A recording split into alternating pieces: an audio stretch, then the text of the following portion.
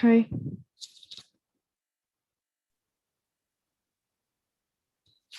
Hi. Hi. Good day, everyone. I would like to introduce our chiefs.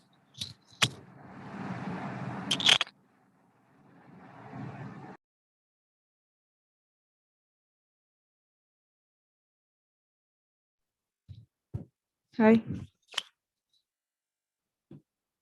Hello. Hi. Good day, everyone.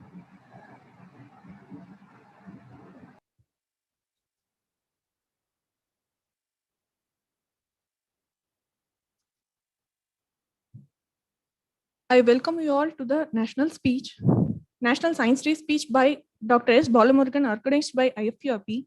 Dr. S. Balamurugan is ACM Distinguished Speaker who has received his B.Tech degree from Ph.D. College of Technology, Coimbatore, and PG and Ph.D. degrees from Anna University.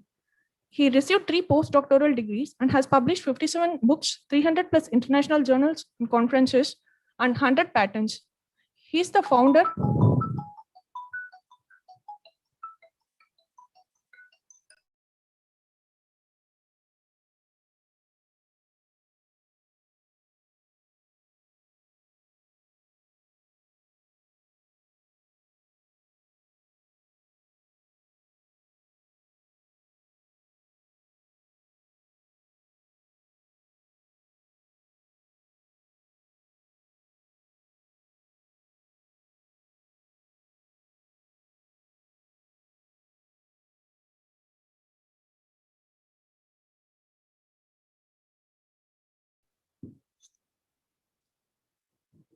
Hi, good day, everyone. I welcome you all to the National Science Day speech by Dr. S. Balamurugan. Before entering the session, I would like to introduce our speaker, Dr. S. Balamurugan, who has received his B.Tech degree from Ph.D. College of Technology and M.Tech and Ph.D. degrees from Anna University. He has received 3 postdoctoral degrees and has published 57 books, 300 plus international journals and conferences, and 100 patents. He is the founder and chairman of Albert Einstein Engineering and Research Labs and Vice Chairman, Renewable Energy Society of India. He also serves as Director, Research and Development, Intelligent Research Consultancy Services, Coimbatore, Tamil Nadu. He is serving as a research consultant to many companies, startups, SMEs, and MSMEs. He is the recipient of Rashtriya Vidya Gaurav Gold Medal Award and the Best Educationalist Award from Honorable Chief Justice O.P. Saxena, Supreme Court, and the former Chairman of Minority Council, New Delhi, India. He is the recipient of 2 Lifetime Achievement Awards. He is the recipient of Dr. APJ Abdul Kalam Sadbhavana Award from Honorable Balmiki Prasad Singh, former Governor of Sikkim, Jewel of India Award from Mr. Gurpreet Singh, General Secretary, India. Start of Asia Award from Kon Devanchi, former Deputy Minister, Prime Minister of Thailand, in an international summit at Bangkok. And Pride of Asia Research Intelligence Award, Excellence Award from Honorable Anand Vise, Deputy Speaker, Goa Legislative Assembly. He has received the Best Active Member CSI Award. He was awarded the prestigious Mahatma Gandhi Leadership Award at House of Commons, British Parliament, London. The book he authored on machine learning and deep learning algorithms using MATLAB and Python won Best MATLAB Book for Beginners Award by Book Authority. Dr. S. Balamurugan won the CSI Young IT Professional Award and the winner of National CSI Youth Award 2020 by Computer Society of India. He is also the recipient of the Best Research Award, Certificate of Exceptionalism, Young Scientist Award, Best Young Researcher Award, and Outstanding Scientist Award. His biography is listed in Marcus Who's WHO, New Jersey, USA. His professional activities include roles as editor-in-chief, associate editor, editorial board member for more than 500 plus international journals, conferences of high repute and impact. He has been invited as chief guest, resource person, and keynote speaker in many reputed universities, colleges at national and international levels. His research interests include artificial intelligence, augmented reality, Internet of Things, big data analytics, cloud computing, and wearable computing. He is a lifetime member of ACM, IEEE, ISTE, and CSI. So we feel very privileged to welcome you to the National Science Day speak. Welcome you, sir. You can continue. Thank you very much, ma'am, for the very lengthy introduction about mine. And happy afternoon to all the participants. Uh, before getting into my talk, I wish to thank the Technocrat group, and Institute for Engineering and Research, uh, Institute for Engineering Research and Publication (IFERP) for inviting me as a guest for talking on this special day, National Science Day 2021.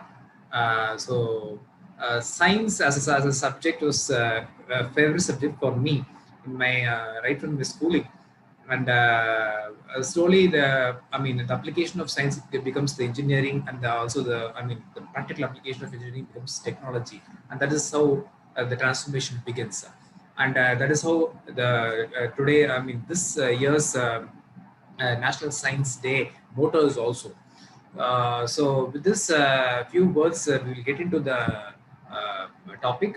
So we're not going to go in detail about cognitive compute. The applications of cognitive computing and all. We'll just have a broad outlook, and we'll have a much more arena to explore.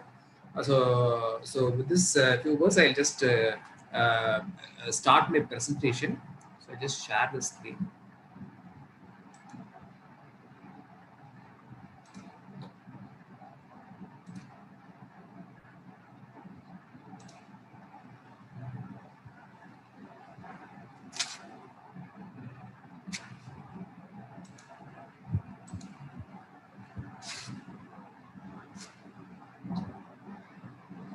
Are you able to view my screen? Yes, sir. Yes, sir.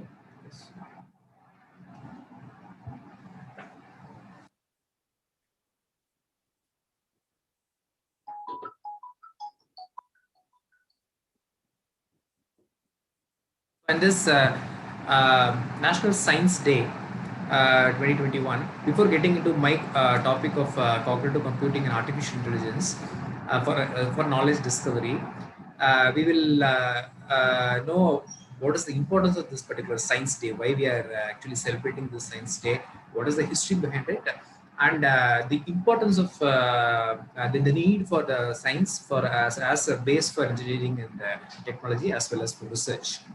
So National Science Day is celebrated on every year on February 28th. This day recalls a notable invention of the Raman effect by India's greatest scientist, C.V. Raman.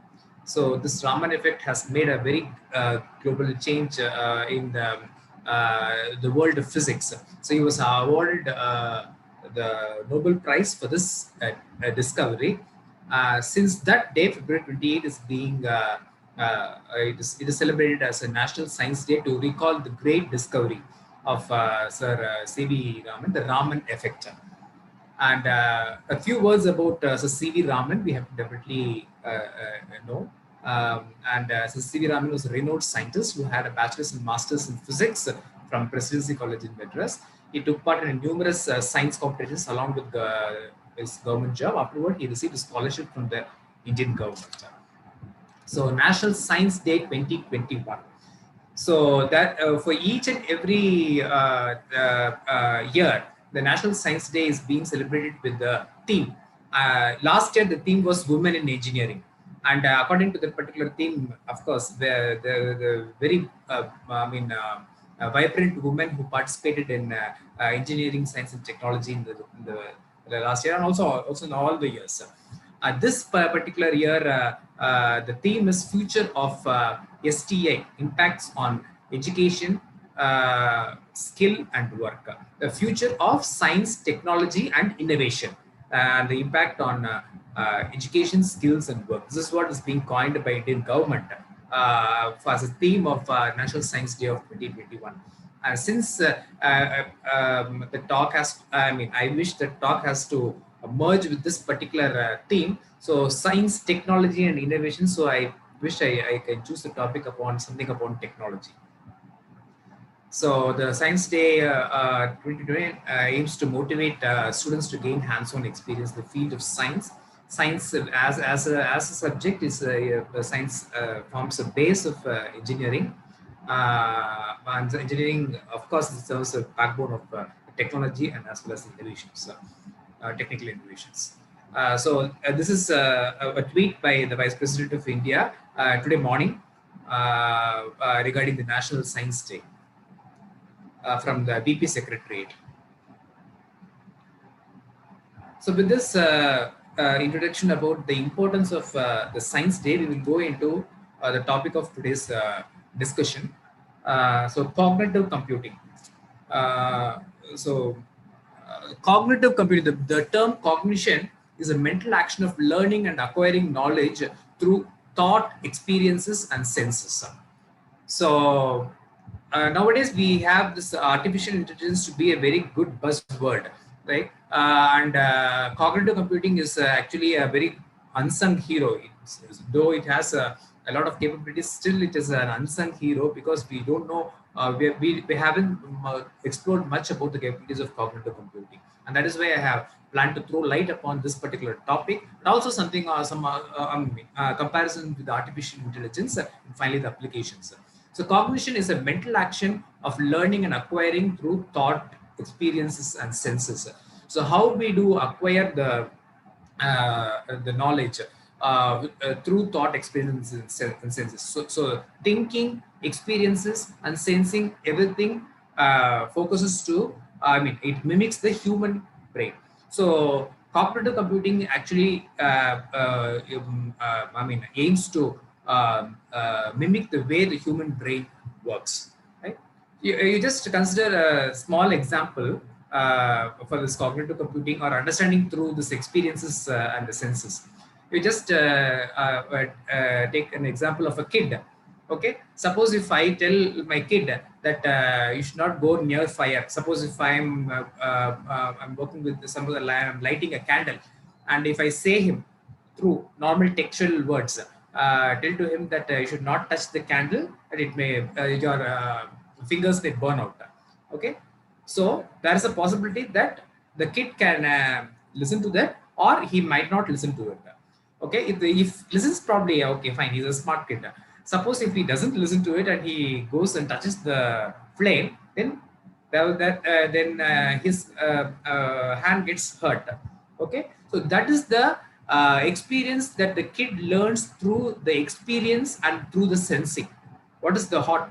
There is something uncomfortable over that. Then the kid learns that, okay, fire is something which is dangerous and something which is harmful, something which is painful, that we should not touch it. So that is that goes on with the child's brain even without telling. Suppose if if I don't tell that this particular fact, the child will understand, right? The child's brain is it is developed a mechanism to understand that touching the flame will actually burn the fingers. So that is the basic idea of how a human brain works. This particular basic idea, we are taking it to the machine.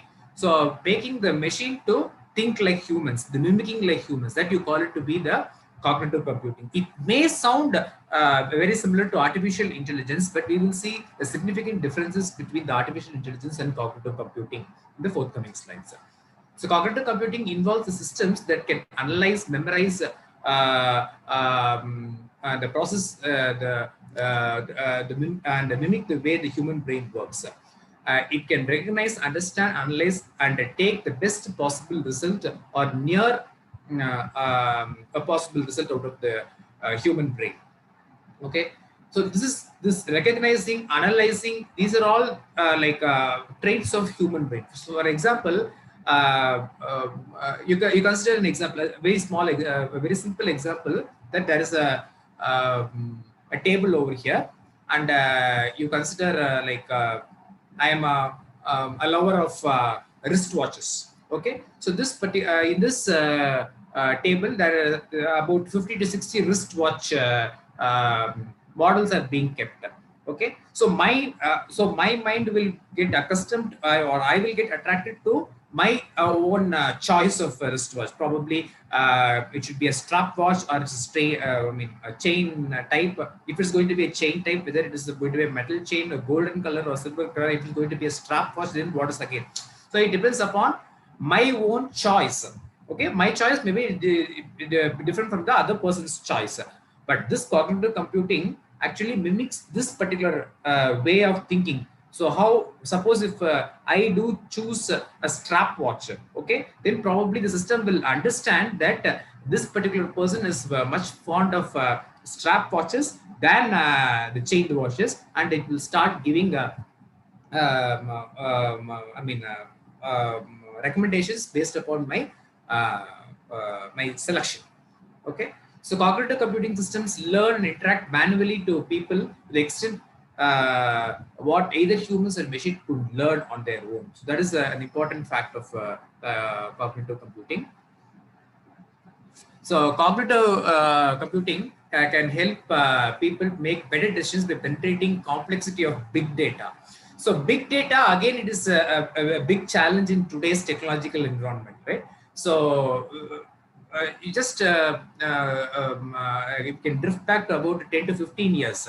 The amount of data online was significantly very less when compared to what we have in this 2021. Okay, 15 years back when I completed my engineering, the amount of, we don't have Facebook, we don't have this all these things, or Orkut was it was the beginning stage.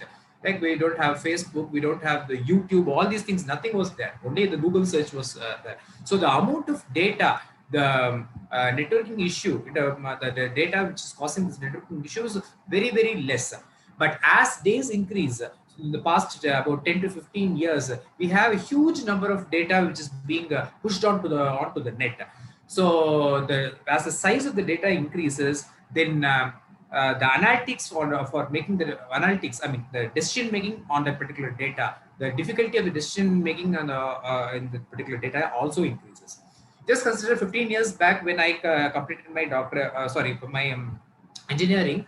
If I want to search for something, then I go for Google and Google something. So it is just what are all the web pages which are being indexed by Google. So in that is the superset. So I will be able to select one thing. But nowadays we have YouTube. We have a lot of other social medias also. There were huge amount of data is being dumped over there. In such a case, suppose if I want to search for one particular term, I will be getting notification from a huge number. First, I'll be getting from Google, from YouTube, many other things. So as the size of the data increases, the complexity of managing this particular data is also increasing. In that case, we have to go for an intelligent data mechanism to make the decisions smarter. I will explain this with a very simple example. So so everyone would have gone for this online shopping. Probably with this pandemic, even though people who are not much interested in this online shopping also would have been accustomed to this online shopping because of the pandemic situation. Okay, so online shopping, considering an Amazon website. Okay, so suppose if you go to the Amazon website to buy something, the same example we can take a wristwatch. Okay, so I just type wristwatch. Okay, in the Amazon's search tab. Okay, so the Amazon's in the Amazon's app or whatever maybe it is, maybe Flipkart, whatever maybe it is. So what are all the types of wristwatches it will be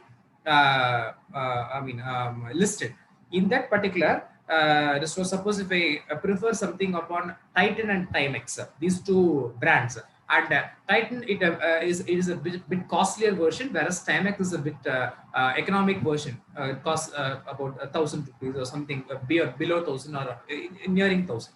Suppose if I choose just a click upon a Timex watch, which costs about nearing 1,000 rupees, the system will understand that this fellow is not looking for a very high-end budget.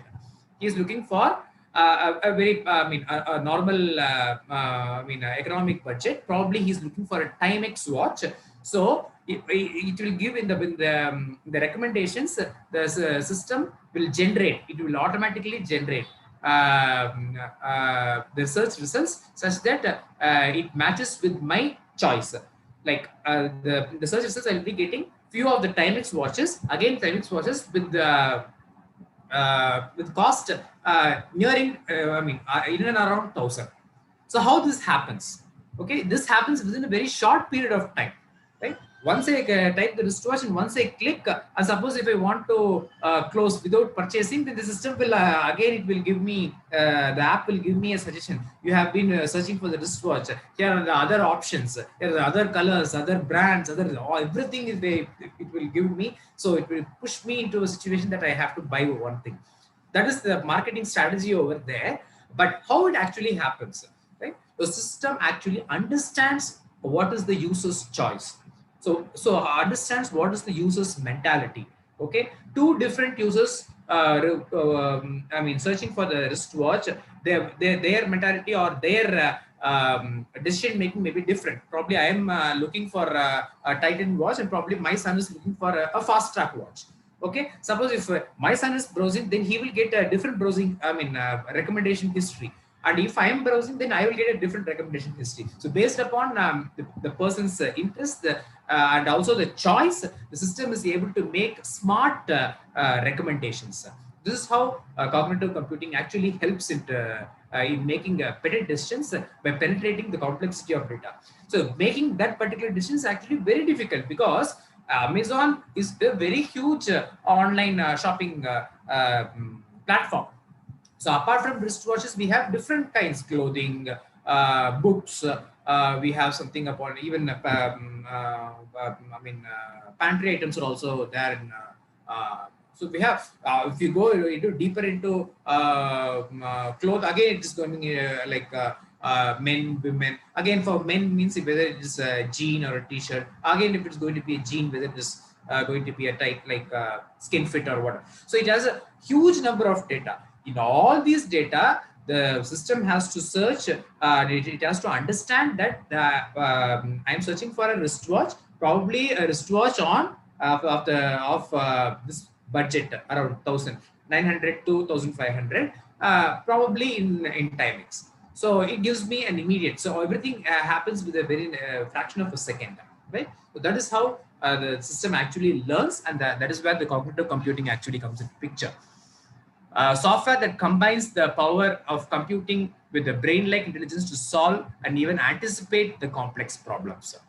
So anticipating a complex problem is one of the beauty of cognitive computing, which is not, a nature of an artificial intelligence. So artificial intelligence, we train the system to behave, to behave in whatever the situations. So the situations are being predetermined and pre-programmed. Accordingly, it will behave. Suppose in case there is an unexpected situation or an unexpected input which is being given, the system may not be able to adapt to that particular input or how to react. Probably so sometimes the system also gives an unexpected error has come. System also shut down. Okay, so that is all because of an unexpected error by either by the user or at the back end. So at that particular time, the system should be able to make smart choices.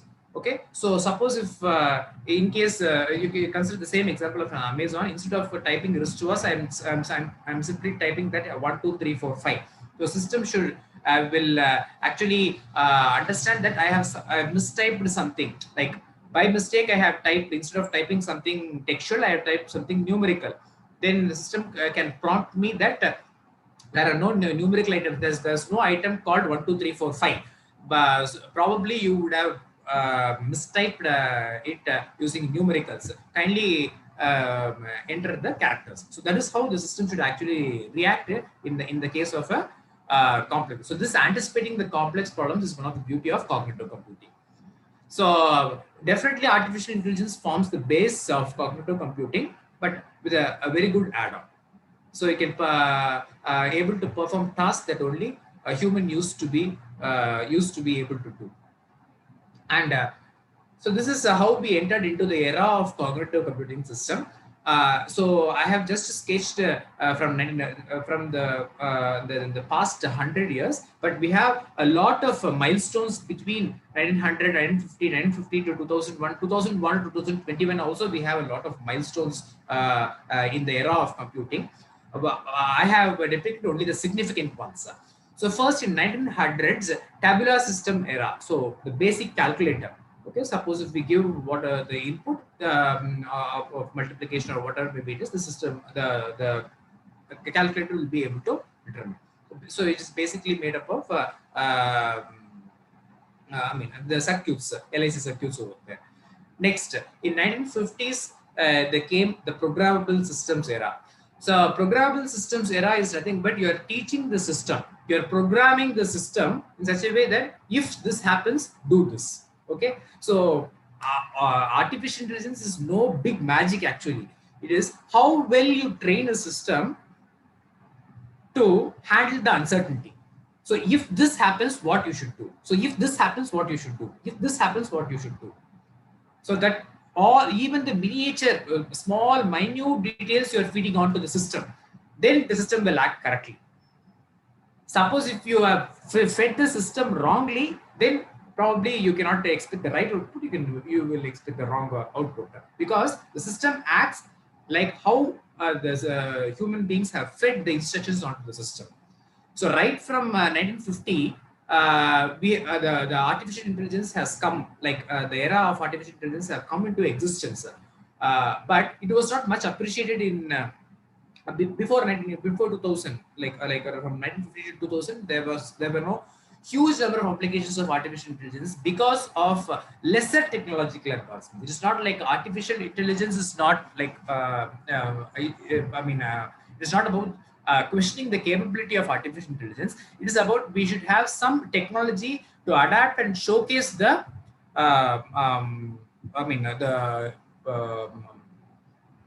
capabilities of artificial intelligence. In such a way, in such a era, artificial intelligence has become an unsung hero. So when you go back to the histories, artificial intelligence have come into existence in 1950s itself, but it has got its recognition huge leap only in the past 10 to 20 years. Because nowadays we have a lot of technological advancement. We have a cell phone. When I was doing my college, we don't have a cell phone. Cell phone system was not there, right? But nowadays, even a school kid, my son is attending the online class in cell phone. That is the level of technological advancement over here. So as the technological advancement, as the system advances, there is a possibility that even the concepts like this, like artificial intelligence, can also be brought into limelight. And that is how actually the artificial intelligence has gained a lot of recognition and is being used in multidisciplinary areas. Again, so system acts as per the instructions of the user. Suppose if the instructions of the user is wrong, or suppose the user has not instructed the system at all for a particular situation, then the system acts. That is the problem in the case of a programmable era system. So in order to alleviate this particular problem, somewhere around 2011, IBM was the pioneer to bring this cognitive system into picture. So cognitive system, cognitive computing is actually the term where we actually mimic the human brain. So human brain, even in the case of an uncertainty, like suppose if I'm sitting here and if there is an uncertain situation comes, suppose if the power goes off, like, so it's an uncertain situation, or if human brain knows. So probably we should have I will be plugging on the system to an UPS, or I'll be using my cell phone as a. So that is the common sense which is being lacking in the case of a programmable era. Programmable era, suppose if there is no power, the system will shut down. But in the case of human brain, as humans, we will be able to know, okay, what is the alternative? What is the best possible alternative we can do at this particular thing? So making the system to think in such a way the human thinks, is you call it to be the cognitive computing, and the baby steps of cognitive computing started in 2011, and nowadays now it has become the buzzword. Okay, and IBM, especially mentioned, we should definitely mention IBM. IBM Watson was the pioneer to bring this cognitive computing into existence. We will see about how this IBM Watson actually how it actually brought this cooperative computing onto the market, into the existence, and how well it appreciated the cooperative computing also. So, so as I said before, getting into this, how cognitive computing has actually was taken, we just understand what is the difference between this algorithmic and cognitive computing. So probably, as mentioned in the previous slide, algorithmic computing is the execution of a predefined set of instructions. So inputs and outputs, decision points, and optimization scheme. That's all. So whatever input you give, you get the desired output. Suppose if you don't give the input, the system goes to onto a shutdown state. If you give a wrong input, then you cannot expect a correct output. The system is not smart enough. But in the case of a cognitive computing system, is smart enough. Even the input which you have given is wrong, probably the system will understand that the system, the input which is being given is wrong, and adapt the system. That is, you call it to be the context aware. Adapt this is probably, as I said, that example of 1, 2, 3, 4, 5. So 1, 2, 3, 4, 5, probably the system will understand that, okay, the person has typed 1, 2, 3, 4, 5 in the search bar of Amazon.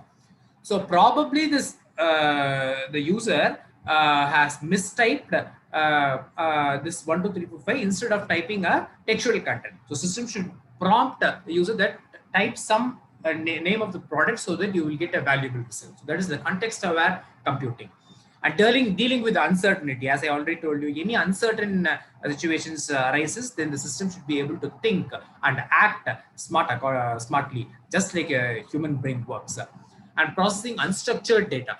So, so structured and unstructured data as such is a very big topic to invade. So right now we will understand that structured data are organized data, and unstructured data are not much organized. They're here and there, being split and without an interconnection. So possibility to process the unstructured data is also possible because of cognitive computing, and the learning and adaptive behavior and the goal-directed computing. So next, going on to cognitive computing and artificial intelligence. So artificial intelligence is the simulation of human intelligence processed and exhibited by machines. So simulation of human intelligence. It is not. It is actuating the human intelligence. So it is just a simulation. So simulation in the sense that whatever you give, you get it. If you give good, just like life. Okay, if we do good to others, we will get good back. If we do bad to others, then definitely we will get back the bad only. So similarly, that suppose if you give the correct instructions, you will get the correct output. In the case of the instructions are incorrect or something like the system is not able to possible, the system will go into a deadlock state. Okay. It enables systems to perform tasks in line with the human intelligence via a set of theories, methods, and algorithms. So algorithms forms a basic building block of an artificial intelligence. So algorithm. So if this, what is? So if this particular situation arises, what the system should do. Else, if the situation is like this, what the system should do. Else, if the situation is it is a very exceptional situation, what the system should do. Okay. So potentially, so there is a, according to the research, there is a possibility that artificial intelligence can surpass the human, human beings in the terms of accuracy, insight, and intelligence.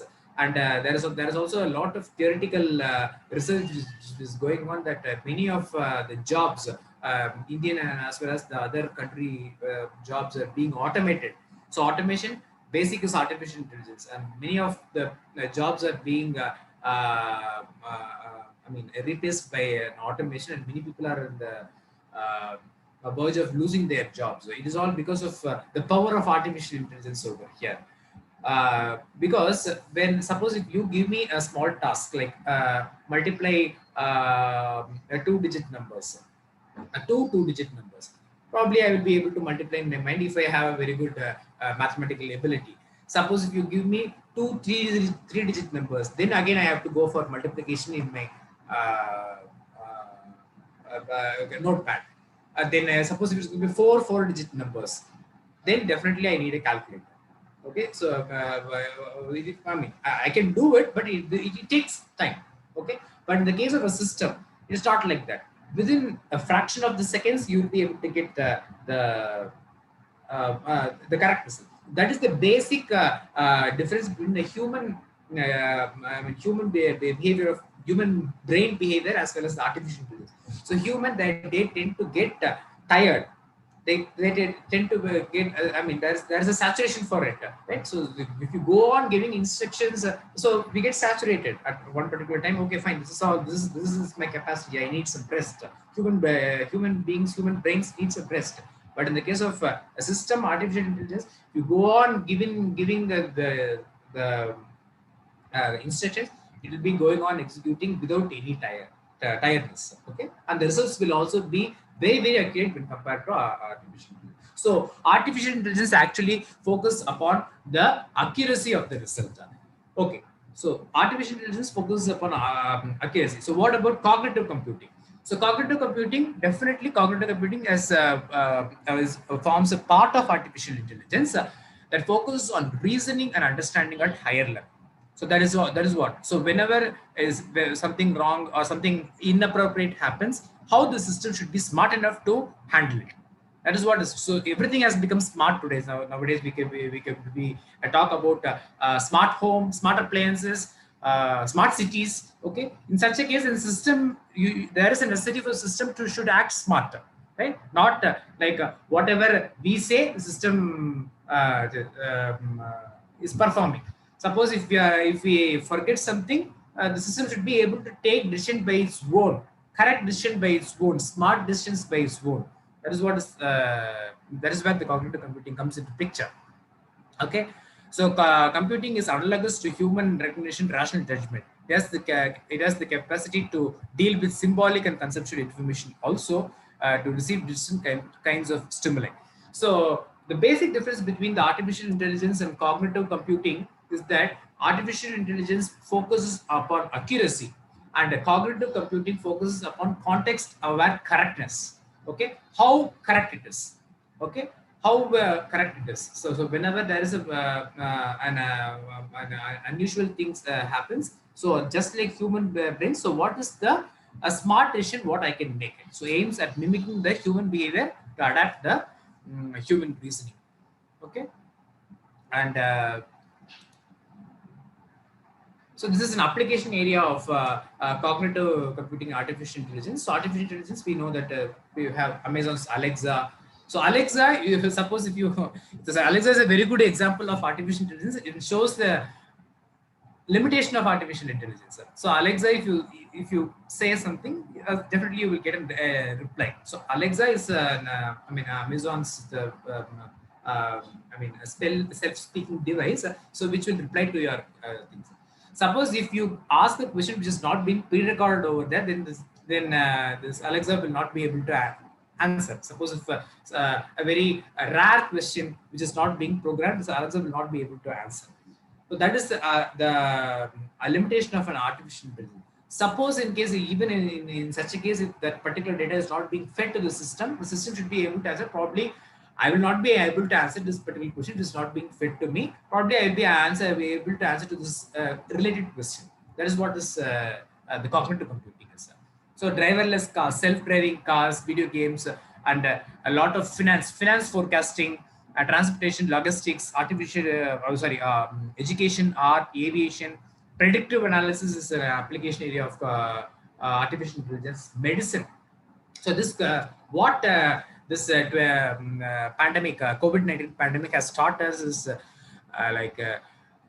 there is a definite need for an integration of this artificial intelligence and robotics in healthcare, right? So there is so we have seen how bad is the pandemic is, and how it has actually taken the lives of many people, and also many people has got infected and recovered. So there is so what this actually, so whenever something happens in life, we have to learn from it, right? So this pandemic is out of our control, and it has happened. So what we have to learn. So this COVID-19 is actually a very contagious disease that it spreads from human to human. That is why they say the the social distancing and masking and all these things. So whenever there is a human-to-human interaction, the disease spreads. Otherwise, it doesn't spread. So you consider a small example, like suppose if one person, there's a one person infected with COVID-19, and during the course of COVID-19, few people were admitted to the hospital, and few people with asymptomatic situations were quarantined at home. Okay, but still they are COVID-19 positive only. Okay, suppose if the home is an economic home, like it has only one toilet to be used by for all the family members. Okay, so suppose if this particular person COVID-19, even though he is separated in a room and is being given food, everything, the toilet is common for every other family members. Suppose if the person goes to the toilet and uses the toilet and comes out, then the other person goes, then there is a possibility that the other person also gets infected with COVID. Okay, in this case, the infected person can also, he cannot like clean the particular toilet, because he himself is like COVID, suffering from the the difficulties of the disease. And if another person goes, there is a possibility that the person will catch the disease. So in such a case, this robotic mechanism and artificial intelligence based mechanism comes into picture, where we can actually design a robotic toilet. It will understand that one person has actually used the toilet, and it will automatically clean it, sanitize it. Then the other person comes to the toilet and uses it. There is a possibility. There is no human to human contact. Again, the system, the toilet gets clean, and there's a very less possibility of spreading the COVID from one family member to the other. Like this, we have many examples of delivering the medicines to the COVID patients, and smart masks. All these things comes into picture. So this is a very important lesson that what we have learned, that the integration of this artificial intelligence, the automation and the robotics onto healthcare, how important it is. Okay. So coming on to cognitive computing, so definitely this IBM Watson has gone into reaching its heights. It is going to be it is the pioneer which has actually brought this cognitive computing into picture. Speech assessment, sentiment analysis, risk assessment, and behavioral recommendations. All these things are application areas of cognitive computing. Cognitive computing. Yes. So this sentiment analysis is one important thing. So sentiment analysis is like based upon the sentiment. So what we call this as a sentiment is that the mood of the person. So just by looking at the facial recognition, you can say whether I am sad or I'm happy, or whether I'm frustrated, or whether I'm mood off, whatever it may be. So depending upon it, probably you go for some recommendation. Okay, so that type of sentiment analysis is also possible. Yes, this is a very important slide, so this is how actually a journey on to cognitive computing, how actually IBM has moved on to cognitive computing and established this cognitive computing to be a very promising technology for many predictive analysis and also for many systems. Okay. So starting from 1996, the protecting nuclear stockpile, and then 2001 there was all these the projects which were being worked by IBM from 2001, 2004 high performance computing, to again 2004 Blue Gene, 2005 cell broadband engine, and 2008 petaflop barrier. 2012 again, it is an it is in the last decade where the data, the online data, the size of the online data started growing very high, the very higher rate. So a quintillion bytes of data. So how to manage that particular data? So 2010 Facebook came into existence, and other type of and slowly WhatsApp came. So these are all the the sources of big data. So how Watson actually designed IBM Watson IBM actually designed so how we can actually do to manage this data. And 2012 modeling of the human heart. Okay, so this 2012 to 2013 is actually the discovery phase of cognitive computing or establishment phase of the cognitive computing by IBM. Okay, in 2012, there's the modeling of a human heart. This is one project just being taken by IBM, and to accelerate the cues of heart diseases. So so just by looking at the medical like ECG or whatever may be, it is electrocardiogram. So yeah, the system will be able to recommend to the cardiologist that what may be the problem or what is the intensity of the problem. So whether it is the stage 1 or stage 2 or whatever maybe it is, or the person is susceptible to heart attack or whatever maybe it is. Next, and 2013 is the top notch year where IBM Watson successfully adapted this cognitive computing to sketch the level of cancer and give an opinion to the doctors. Okay, so cancer, we know it is a curable disease, but depending upon the stages of cancer and also the type of cancer, whether it is a lung cancer, stomach cancer, so cancer cells can replicate in any part of the body, right? So and also it can be at different levels. If it is at a level 1, it is easy to cure. Level 2, probably we have to remove some cells or something like that. Level 3, then we have to go for a chemotherapy treatment. Level 4 is probably the patient has gone beyond the level of chemotherapy, that the patient will not be able to tolerate the treatment or chemotherapy treatment. Then probably at this particular stage, the doctors should they should go to an expert opinion that what best possible thing we can do to make the patient survive. Okay, so all these decision making is being this particular decision making is for this particular decision making, IBM has adapted cognitive computing. So based upon this cognitive computing and knowledge discovery, the system will be able to assess the medical reports of the patient and will give an opinion to the doctors. It's not replacing the doctors. It is never ever for a technology to replace a doctor at any point of time. That is my personal opinion. Right? Physicians and doctors are like they are pioneers in their fields. Probably as engineers and technologists, we can assist them in making their jobs easier. Right? But the system cannot actually give the correct recommendation. It should always be supervised by a physician, a doctor. So this particular system actually examines the medical reports of the patient and classifies the patient whether he is in stage 1, stage 2, stage 3, or stage 4, depending upon whether it is cancer in whatever maybe it is lung cancer, heart cancer, breast cancer, whatever maybe it is blood cancer, whatever maybe it is. So depending upon it, the system will be depending upon the the records of that particular patient, the system will be able to analyze, understand, and from the previous record, it can come to a conclusion that probably the person is in the second stage. So what is the possible thing you can actually do? By this, this was the project which was carried out by IBM Watson, and it was successful. It was very, very successful. And thereafter, cognitive computing has gained its recognition. It has been adopted by many of the companies. A lot of companies. Qualcomm has started. A lot of companies started adopting cognitive computing for the benefit of their projects, company projects. Then Synapse is a brain-inspired chips. So talking about Synapse, in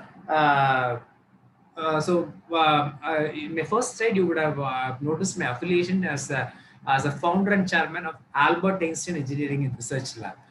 So Albert Einstein, respected Albert Einstein sir, is a very I respect him a lot, and it is because of his inspiration I have named my research laboratory as Sir Albert Einstein Engineering Research Lab. So Albert Einstein is considered to be one amongst the most intelligent scientists in the 1900s, 1900 to 2000. and experiments were conducted posthumously after his death. What is the reason beyond his above average intelligence? So his brain was taken and it was done unofficially. His brain was taken and it was examined how Albert Einstein's brain was outstanding. It has an outstanding IQ, intelligence, when compared to a normal human being brain. They found out a very peculiar pattern that the basic building blocks of the brain are neurons. Okay, you would have come across the term called as neural networks. Neural networks is actually mimicking the human brain, where the basic building blocks is a neuron, and one neuron it joins with the other neuron. You call this to be a synapse. You can have many number of synapses like this. Okay, so one neuron, joined with another neuron with a lot of interconnections. This interconnection we call it to be a synapse. What was the beautiful thing that they have observed is that Albert Einstein's brain had a huge number of synapses when compared to normal brain, and that was probably the reason that Albert Einstein had a very higher IQ, the intelligent quotient when compared to normal brain, a normal human being brain. So what is the inference from it? So by increasing the number of synapses, we can actually increase the intelligence. So again, coming back to the system, artificial in a neural network, by increasing the number of synapses, the brain-inspired chips, you actually make the system much more intelligent. So the same thing which is being run by IBM Watson, they went for emulating the brain's abilities by increasing the number of synapses, the number of connections between the one neuron to the other neuron, thereby increasing the potential of the intelligence of the system. Okay, and slowly computer simulation of the human brain and computing, exascale computing. So supercomputing that refers 80% faster than today's fastest computers, while consuming just with a small amount of energy, we will be able to go for very high performance and fast computing. Okay. So probably this with this I will this slide I will just finish my talk. It's going on and on. So Watson combines the transformational capabilities to deliver a new world experience using cognitive computing. So first point of cognitive computing understands the natural language and human style communication. Second, it generates and evaluates the evidence-based hypothesis. So first is understanding the instructions. Second, evidence-based hypothesis. Evidence-based means in history, suppose if this particular thing happened, how the system actually reacted. So how we have to, so it's a feedback. So there is the second thing. Third, adapting and learning from the training, interaction and outcome. That is the most important thing in cognitive computing. Learning from the mistakes. Okay. So when you call a person to be an intelligent, leave off this cognitive computing and all the other stuffs. A person as an intelligent person, see, every person is prone to make a mistake in their life at one person at one point of time or the other. Okay, so no person is perfect according to the Maximum Achievement author by Brian Tracy. So every person is prone to make some mistakes at one point or the other in their life.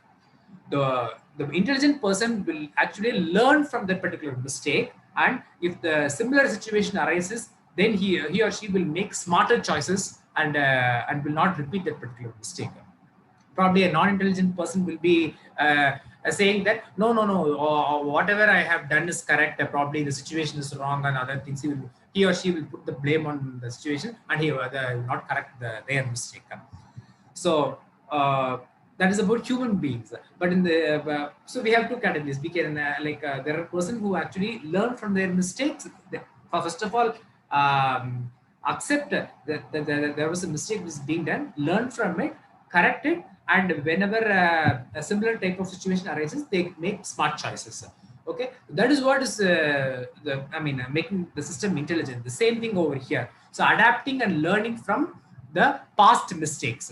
That is how you make the system smart. How the person is being smart. You call the person to be a smart person because he understands the particular mistake and learns from that particular mistake. Similarly, the system understands from the mistake and learns from the mistake, and thereby making the system smart. Okay, so probably with this, I think we can end up because it's been a 1 hour session, and hopefully this session would have given you a broad overview of cognitive computing and artificial intelligence in a knowledge discovery, and also what are all the capabilities of cognitive computing, different application areas of cognitive computing as well as artificial intelligence. So hopefully you can take this particular talk in this good day, National Science Day, and take things from this as a takeaway and promote research. So adapt cognitive computing, artificial intelligence in multiple areas. So probably many areas I have mentioned over there, finance, arts, even in engineering, so solving. So try, suppose if you are a PhD scholar or a postdoctoral fellow, even if you are a student, probably you can take the concepts of this artificial intelligence and cognitive computing to solve the problems, the research problems. So probably with these words, I go on to the last slide.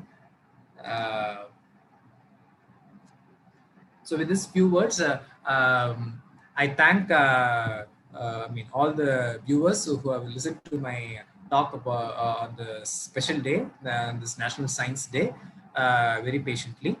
And I also wish to thank the Technocrat Group and Institute of Engineering Research and Publication, IFERP, for inviting me as a guest on National Science Day 2021 to deliver the lecture. Also thank the host for excellent coordination for the conduct of this talk.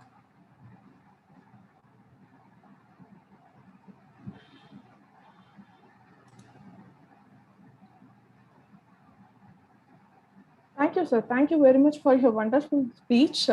You have given a good introduction. You have explained the concept very well, and you have concluded it well. I believe that our participants would have found it very useful and informative. With this, we reach the end of the session on National Science Day speech organized by IFERP. I would like to thank all our participants who joined us today, and a special mention to our keynote speaker for your valuable speech. Thank you. Thank you, everyone.